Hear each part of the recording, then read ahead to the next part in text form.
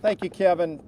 We're very concerned about this crisis at the border that has been created specifically by Joe Biden's policies. President Biden's border crisis has got to get reversed.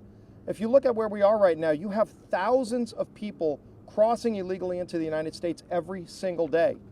Those border states are getting overrun. It's a drain on their resources. There are super spreader caravans coming across.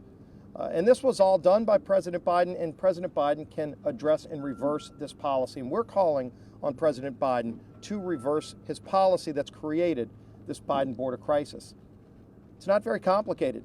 When you look at what President Trump had done, the Remain in Mexico policy was an example of a president working with our neighbor, in this case Mexico, to solve a problem that not only existed at America's border, but it's created a new problem at Mexico's southern border, because many of the people coming across in these caravans are coming through Central and South American countries through Mexico.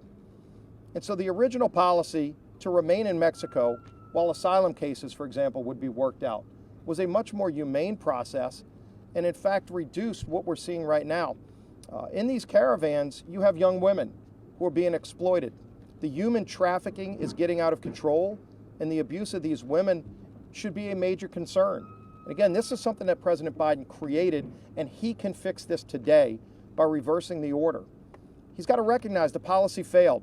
Any good leader would look in the mirror, and if they made a mistake, they would acknowledge this is a mistake, and they would fix it, because he himself can fix this right now. First step, though, is to admit that there is a crisis. It seems like the White House right now is in denial about the crisis right, as it stands. President Biden himself won't even go to the border. He sent a group of people down. He wouldn't even meet with them for days because I think he wants to ignore this problem. But the problem's getting worse. It's getting worse, and it's dramatically affecting other states.